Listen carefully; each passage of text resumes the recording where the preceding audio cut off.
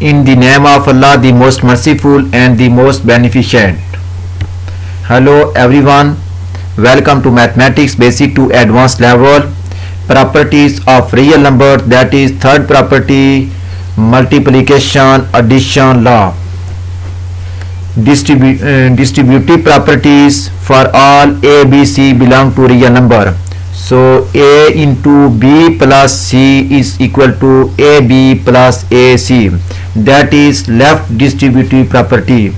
Next, A plus B into C is equal to AC plus BC.